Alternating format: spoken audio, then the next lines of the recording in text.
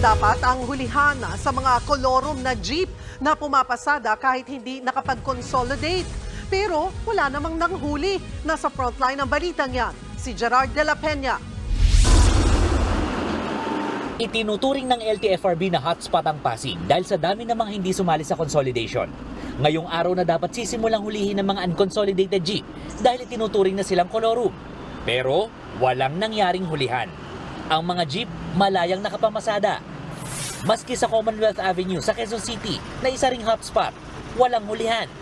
Kahit pa may nakabantay na mga enforcer ng MMDA. Ayon sa mga enforcer na tumangging humarap sa kamera, wala pang ibinababang utos sa kanila tungkol sa hulihan ng mga unconsolidated jeep. Ito'y kahit sinabi na ng LTFRB sa isang pahayag kanina na ang manguhuli ng mga kolorum ay ang mga tauhan ng LTO, MMDA at mga pulis. Sa Maynila naman, may mga nahuli ang MMDA. Pero hindi dahil sa kolorum ito, kundi dahil sa ibang traffic violation, gaya ng hindi pagsusuot ng seatbelt.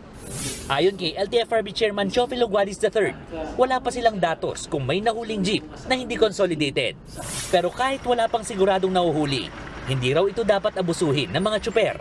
What we would like to do, ma'am, now is just to send a message to them na pag hindi ka consolidated at kolorum ka na, I think you should stay away from the street. Wala pang kumpirmasyon kung kailan talaga magsisimula ang hulihan. Paalala sa mga tsuper, may impound ang mga jeep na kolorum. Pagbabayarin din sila ng 50,000 piso para matubos ang sasakyan.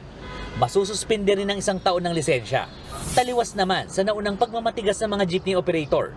Hindi bumiyahe ngayon ng mga jeep na biyaheng Pasig-Taguig. Nabigla tuloy ang mga pasahero na walang masakyan.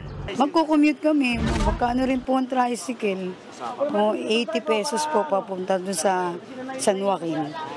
Kaya po, mabigat sa bulsa. Pag ganito nagdatatlong sakay. Sa gabal sa una-una, sa oras. Gahabol kami na oras. Tapos pamasahe. Pwede magdoble kasi pamasahe namin. Nagbabalita mula sa frontline, Gerard de la Peña, News 5. Mga kapatid, Cheryl Cosim po, huwag maging huli at maging una sa lahat sa balitaan.